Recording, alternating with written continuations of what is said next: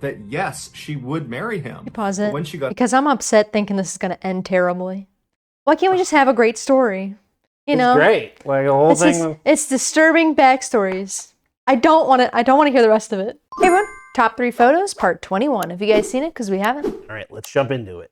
Today, I'm going to share with you 3 progressively more disturbing stories, and at the end of each of them, I will share the photo that is famously associated with them. But before we get into today's stories, if you're a fan of the strange, dark, and mysterious delivered in story format, then you've come to the right place because that's all we do, and we upload 3 or 4 times So what are every we doing week. the like So if button? that's of interest to you, please hold the door for the like button, but open it way too early so the like button is forced to do a long hustle walk all the way to the door in order to be polite. Also, please subscribe to our channel and turn on all notifications so you don't miss any The of our worst weekly part is I've uploads. been there. I All right, know. Let's get into today's story. I was just thinking that the super sad part of that is like, that's happened to me. Yeah. On both sides. Yeah. I've held the door open too early, and I've had to hustle to get through the door.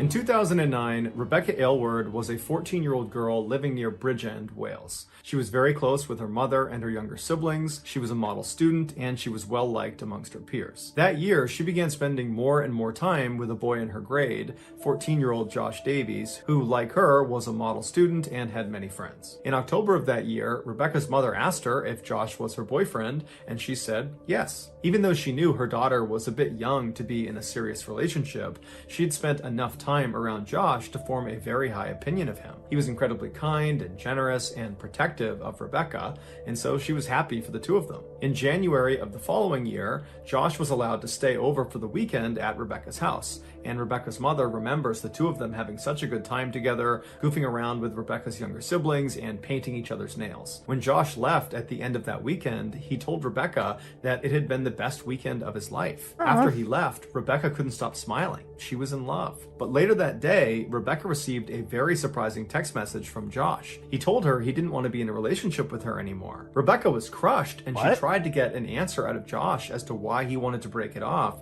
but he didn't give her one, and instead, he began spreading horrible rumors about her at school, and then he went around to all of her friends and told them what a horrible person she was. And so for the rest of that school year, that's how it went. Josh just continued to mercilessly bully Rebecca for no reason. And What the fuck? Like, that's so bizarre. Yeah. Just gonna like, yeah, it was such a fun time. Okay, now I'm just gonna destroy your character in front of everyone? Yeah, what the hell happened? then behind closed doors, Josh would tell his friends that he not only hated Rebecca, that he wanted to kill Rebecca. Oh, but none of his fuck. friends took it seriously. What? In fact, one of his friends even told Josh that if he ever killed Rebecca, he would buy him breakfast. Fast forward to the end of 2010 when the next school year began, and Josh's behavior completely changed. Suddenly, he was being nice and caring to Rebecca and showing a genuine interest in her, and Rebecca, even though this guy had abused her for the past better part of a year, she secretly still loved him, and so before long, she allowed him back into her life. About a month later, on the evening of October 22nd, Josh sent Rebecca a Facebook message asking her if she would meet him the following day in the woods near their home. This was a popular hangout spot for teens, and so to Rebecca, this constituted a date. This would be the first official date since their breakup nearly a year ago, and so Rebecca was excited and told him, sure, I'd love to go. And so the next day, Rebecca got up early to put on her makeup and to get ready and get dressed, and then after she was all dolled up, she said bye to her mom and she headed out to meet up with Josh. Shortly after she left, Rebecca's mom got a bad feeling about this meetup, and so she called her daughter and said, hey, stay on the phone with me until you see Josh. And so the two of them chatted until Rebecca made her way to the edge of the woods, and then she says to her mom, oh, I can see Josh, he's walking towards me, everything is totally fine, I love you, and I'll see you later. After she hung up the phone, Joshua walked up to her, said hello, took her hand, and then walked her back into the woods. That morning, Josh had changed his profile picture on Facebook to be an image of the woods where they were having this meeting. And then also that morning, Josh had texted one of his friends and said, you'll be owing me that breakfast soon. And so Josh led Rebecca for quite a while deep into the woods until he came to a stop. And while they were stopped, Rebecca at some point turned to look at something, and with her back to Josh, Josh reached down, grabbed a very heavy rock, and proceeded to beat her to death. Afterwards, Josh called his friends to see what they were up to, and they asked him if he was still with Rebecca. And so Josh is standing over this poor girl's lifeless body, and he says to them, Define with. Later that day, What the Josh fuck, walked dude? his What a friend into the weirdo. woods and showed him Rebecca's body. And then less than 24 hours later, that friend would tell police what Josh had done. During Josh's trial, he was completely unfazed, completely emotionless, and was seen smiling for much of it. He said he didn't kill Rebecca, and in fact, he tried to place the blame on his best friend, but the jury saw through it, they found him guilty, and he was ultimately sentenced to 14 years in prison. To this day, no one knows for sure why Josh killed Rebecca. The only concrete motive anybody can point to is that one of Josh's friends offered him breakfast if he went through with the killing. That can't Here's be a it. photo of Josh with Rebecca shortly before he killed her. Jeez, man. Nah, he's mad. Something, yeah. he was That just- is something a screw happened. loose. 15 years, that's it? That's crazy. Someone like that shouldn't even be allowed to like be around normal. I mean, that one's tough because it's like he was only 14 or 15. But like, But yeah. all but the the motive all with the characters- breakfast, that doesn't make any sense. No, that's an excuse. Yeah. Because the weird thing is that they were totally fine, and then Yeah. after they got back, he got super weird and like treated her terribly. Yeah, and it was almost like he got off on being a douchebag Yeah. because his friends were egging him on, and so he became more and more of a douchebag, and then he wanted to just play her at the end. I don't know. It's just like it's so bizarre. Like obvious, there's no way to like Yeah. get into his head or whatever. That's just sick. At the start of World War II in 1939, the Kingdom of Yugoslavia did its best to stay neutral and out of the war. But on March 25th, 1941, they finally caved to Nazi pressure and signed a treaty that aligned them with the Nazis. 2 days later, Yugoslavian military leaders who were unhappy with this treaty overthrew their government and installed a new king in hopes he would be able to keep their country out of the war. But upon learning of this coup, Hitler issued a directive that classified this new Yugoslavian government as hostile and ordered its invasion. 10 days later, on April 6th, the Nazis invaded Yugoslavia, and then 11 days after that, Yugoslavia surrendered. But despite their speedy victory, the Nazis struggled to maintain control of the country because of local resistance groups that fought them at every turn. One of the primary resistance groups was called the Partisans. 3 months after the Nazis' invasion, a 15-year-old girl named Lepa Radic and her family, who all lived in Yugoslavia, were arrested by the Nazis. 3 of the men in Lepa's family were members of the Partisans and so had attracted Nazi attention. 20 days later, as the family still sat in jail wondering what the Nazis were going to do to them, undercover partisans broke into the prison and freed them. After getting Whoa. back home, Lepa, who was totally inspired by the bravery of these partisan warriors, she immediately joined their group. As a partisan, Lepa would serve as a nurse on the front lines, treating and evacuating the wounded, and then at night, she would participate in direct combat against the Nazis. By 1943, when Lepa was just 17 years old, she had become a very hardened warrior. In February of that year, Lepa was leading a rescue effort of all these women and children, and she was walking them up a mountainside to a partisan camp when the Nazis came out of nowhere and surrounded them on all 4 sides. And Lepa, who refused to surrender, expended all of her ammunition defending these women and children until she was eventually captured. The Nazis moved Lepa to a nearby village where they viciously interrogated her, demanding that she give up the names and locations of her partisan comrades, but Lepa refused. After 3 more days of unsuccessfully trying to get Lepa to give up information, the Nazis grew frustrated and sentenced her to death. And so later that day, Lepa was marched out to a tree situated next to a train station, and hanging down from one of the branches was a noose, and under the noose was a table. With her hands tied behind her back and only wool socks on her feet, the 17-year-old girl calmly climbed up onto the table and stared down at the crowd. As the noose was being tied around her neck, the Nazi commander gave Lepa one more chance to give up information about her partisan comrades, and if she did that, they would spare her life.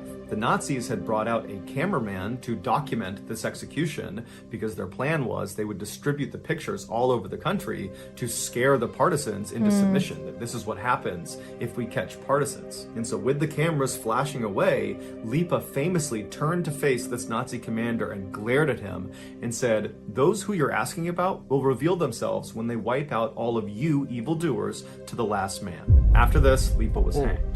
The pictures of her execution were indeed distributed all around the country, but there was no context or story. It was just some partisan being executed by the Nazis. But eventually, Lepa's story about her defiance and her famous last words found their way into the partisan camp. And suddenly, those images of her execution took on brand new meaning. They no longer inspired fear like the Nazis were hoping. Nice. They inspired courage and pride and a will to keep fighting. When the Nazis discovered this is what that picture now represented, they tried to destroy all of these pictures, but it was too late. Lepa had already become a national hero. Following her death, the partisans continued to fight the Nazis and eventually helped to defeat them. After the war was over, the partisans were recognized as one of the most effective guerrilla forces in the entire war. On December 20th, 1951, Lepa was posthumously awarded the second highest military award in Yugoslavia, called the Order of the National Hero. Here is the photo of Lepa glaring at that Nazi commander after she's just told him her comrades are going to kill him. Nice. Damn. That's badass. That is badass. Like when all odds are against you, you're literally about to die and you're like, suck it. Yeah, it's kind of like wild that like at such a young age, she like grew up basically instantly. And in those 2 years, she became like so badass. Yeah. And just not taking any shit. More than like, I feel like most people, like, Oh, yeah. significantly older than her. Yeah. Like she, who knows how far she could have gone in the rest of her life. She could have conquered the world with like that. And she still level of inspired energy. people even after Exactly. death. That like that level of that speaks volumes. Yeah, yeah. That like even at like that's the type of like legacy that carries on beyond her life. Yeah, yeah. In 2017, Steven Weber was a larger-than-life 38-year-old DJ living in Louisiana. That year, through a mutual friend, he met Kenesha Antoine, who was a 38-year-old lawyer also living in Louisiana. And as soon as they met, they immediately hit it off and began dating. They both had always wanted to travel the world, but they never got around to it because life always seemed to get in the way. But now that they had each other, and so therefore had travel partners, they decided they couldn't wait any longer, and so they created a bucket list of all the places in the world they wanted to go. And then over the next couple of years, they began checking places off their list. In 2019, when Kenesha was going to turn 40, they decided they needed to go somewhere really special to celebrate. And so they checked their bucket list to see where they hadn't gone yet, and they ultimately settled on going to East Africa because there was a resort there they had always wanted to stay in. It was called the Pemba Resort, and it was famous for their underwater room. They literally have a two-story cabin floating 300 meters off the coast. Its main floor is at surface level. It's got a beautiful couch that looks out over the water, and you can take the stairs up to the roof of the main floor where there's another couch and you can stargaze and look out 360 degrees, and there's no other cabins out on the water. You're completely isolated. And then if you go back down to the main floor, there is a ladder that goes straight down 10 meters into the master bedroom, and it's completely underwater. All four walls have these huge windows that look out directly into the beautiful Indian Ocean. To stay in this cabin for one night costs $1,700, and so Steven and Kenesha decided they would only splurge on it for one night at the end of their Africa trip. So in September of that year, the couple flew out to Africa, and for over a week, they enjoyed sightseeing and going on safaris and eating nice food, and then at the end of their trip, it was time to head out to the underwater room. So they got to the Pemba Resort on the mainland, they checked in, and then they loaded into a boat and were brought out 300 meters to their actual cabin out on the water. And then after the boat left them there, Kenesha got out her phone and began filming. And she filmed as the two walked around and they looked at the amazing view. They went onto the roof and they're looking all around and they're laughing because it's so unbelievably beautiful. And then at some point they make their way down that ladder down into the master bedroom underwater. And the two just can't stop laughing because it was... Dude. Do you think you could do that? Absolutely not. Yeah. Absolutely not. See, me and underwater, we don't hang out. Yeah. Like I like swimming in pools. I like, diving a little bit. But the ocean is not a place I like to be in.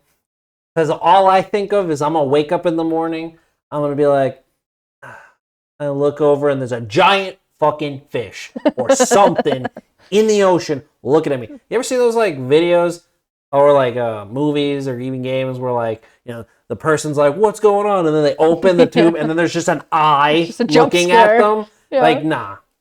This is not for me. Yeah, I would be. It's beautiful. I'll look at people's pictures and videos or whatever, but I ain't doing that. That's how I feel. Like, this is too claustrophobic for me. It's too much I'm for sure me. it's cool. I'm sure it's like a once in a lifetime experience. But Absolutely. I'm a pass on it. Not for me. Yeah. Not for me. water, and the two just can't stop laughing because it was so bizarre and just so incredible being down there. There were fish that were coming up to the glass and just staring at them. They just couldn't believe what they were seeing. Worst and then thing. at some point, Steven makes a joke that a shark was coming, and Kenesha turns around and then sarcastically laughs at him and says, "Oh, okay, haha, yeah, shark," and then she turns off the recording. A little while later, Steven leaves Kenesha in the master bedroom, and he goes upstairs and he puts on fins and then hops in the water. Kenesha, who's still down in the master bedroom, is surprised when she sees her boyfriend on the other side of the glass, out in the Indian Ocean. And so Kenesha just grabs her phone and starts filming him because she knows he's up to something. And then at some point, Steven pulls out a plastic bag with a handwritten note inside of it, and he presses it up against the glass so she can see what it says. And so Kenesha zooms in on the note, and you can tell from the tone in her voice, she really doesn't know what he's doing, but then there's a pause in the video as she's reading the note. And the note says, "I can't hold my breath long enough to tell you everything I love about you, but everything I love about you, I love more and more every day. Will you please be my wife? Marry me." Oh, a proposal! Kenesha is so astounded at this proposal. You can tell she's almost crying. She's so excited. And so as she just continues to film him, Steven pulls out a ring and he holds it up to the glass. God. And now at this point, Kenesha is just beside herself. Yeah. She couldn't be happier. And so Steven closes the ring box, he grabs the letter, and he swims up out of view back to the surface. And Kenesha turns off the recording, turns around, runs to the ladder, and climbs up to the main floor to give Steven her answer that yes, she would marry him. Pause it. But when she got because I'm upset thinking this is going to end terribly. Why can't we just have a great story? You know, great. Like the whole thing. It's disturbing backstories. I don't want to hear the rest of it. I just want this to be how it ended. It's like, oh, we'll just cut the video here. All right. Well, thanks so much for watching, guys. Like, I mean, the setup was great. You go to this beautiful resort. You're doing all this great stuff. You get to the coolest part of the tail end, cherry on top of everything. The proposal's so set. What could possibly go wrong? I don't want to know. There's an actual shark. I mean, that's what I'm thinking. The shark was just sitting in the glass like, you called? Yeah. Like, you making jokes? You made a joke about me? But up there, she looked around and Steven wasn't up Oh, there. oh So my she's yelling for him. God. She's looking around, waiting for him to show up, but he's not. And so she runs up onto the roof of the main structure to get a better look around to see where he went. But when she got up there, she looked down and there's nothing but ocean. There's no sign of Steven anywhere.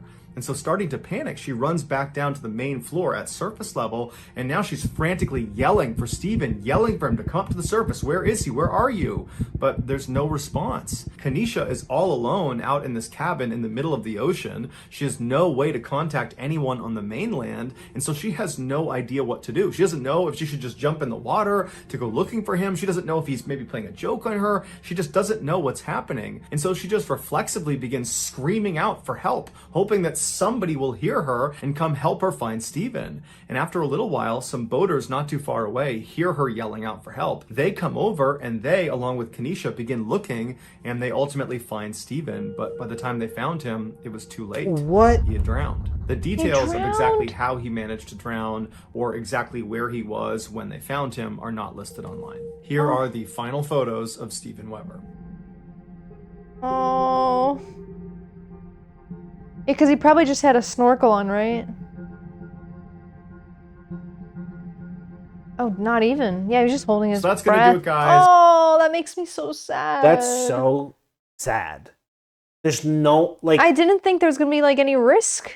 He probably didn't either, just going down there, holding up that little note, and then getting back up. How? I'm so upset. I know. This is so upsetting. I was like, This is and then worse there was than a shark attack. Yeah, it was like, I was like, she goes up to the top and she sees red all over the one side or something. He just drowned. Just how? Just a bummer. This is just... A sad episode. Yeah. I have. There's no one to blame or be mad at. And I want to be mad when I hear these stories. You know what? It's the water's fault. See, this is why I don't fuck with oceans. Oceans are scary. That's a fair point. Well, on that note, thanks so much for watching. If you like what you saw, please subscribe. If you have any suggestions, leave them in the comments. See you in the next one. Yeah, see ya. Bye.